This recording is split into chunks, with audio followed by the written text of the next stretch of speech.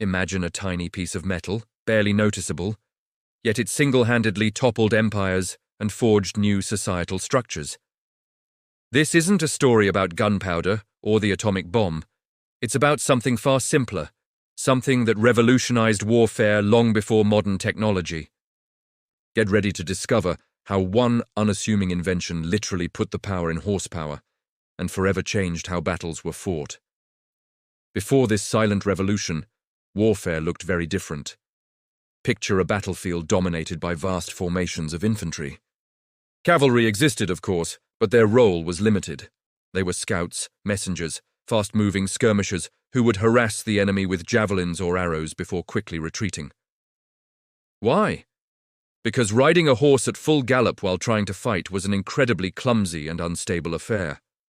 A rider had to grip the horse with their legs just to stay on, leaving little stability to swing a sword with force or, heaven forbid, use a long spear. A powerful thrust would likely send the rider flying off their own horse. The real power on the battlefield belonged to the disciplined foot soldier. Then, sometime in the early centuries AD, a simple loop of metal or leather appeared, attached to the saddle. It was the stirrup. At first glance, it's just a place to put your foot. How could that possibly change anything? But this small addition was about to unleash a military and social upheaval that would echo for 1,000 years.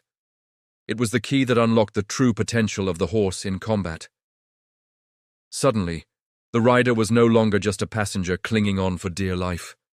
By bracing their feet in the stirrups, they were now anchored to the horse. The horse and rider became a single, unified weapon system. This newfound stability was a game-changer. A warrior could now stand up in the saddle, delivering powerful, slashing blows with a sword or an axe, using the full momentum of the charging horse. But the most devastating innovation was the couched lance technique. A rider could now hold a long, heavy lance tucked firmly under their arm. When the horse charged, the rider didn't need to push the lance, they simply aimed it. The combined mass and velocity of the horse and rider were concentrated into the single sharp point of that lance. The impact was catastrophic. It could punch through shields, shatter armor, and throw enemy soldiers to the ground like bowling pins. The horseman was transformed from a light skirmisher into a true shock trooper, an iron fist capable of shattering enemy lines with a single thunderous charge. This tactical shift sent shockwaves across the medieval battlefield. The age of the armored knight had begun. The stirrup didn't just make knights possible, it made them necessary. As cavalry became more lethal, infantry and even other horsemen needed better protection. This sparked an arms race. Armor became thicker and more comprehensive, evolving from simple chainmail to full-plate steel. Horses were bred to be larger and stronger to carry these heavily armored warriors.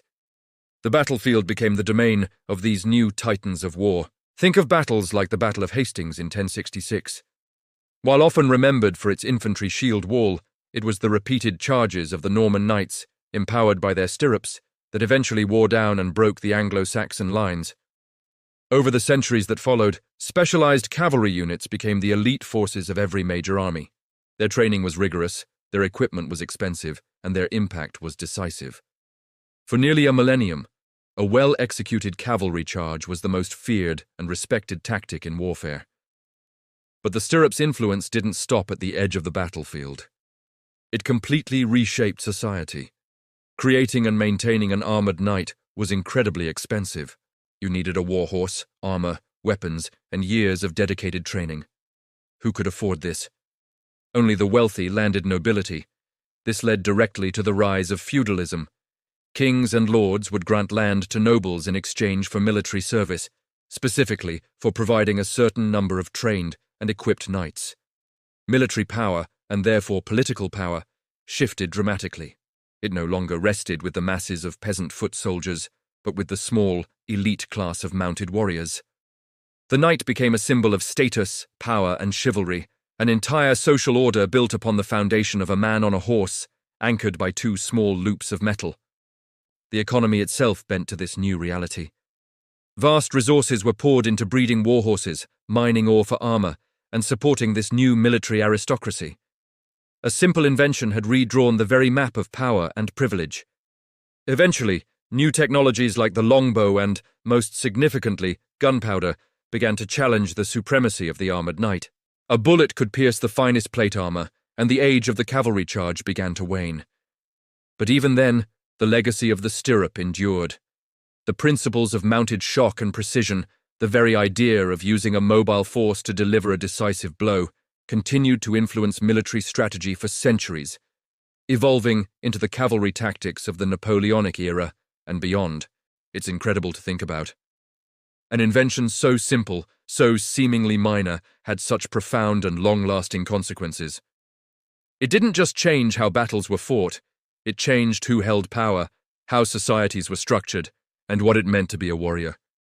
It makes you wonder, what are the overlooked innovations of our own time?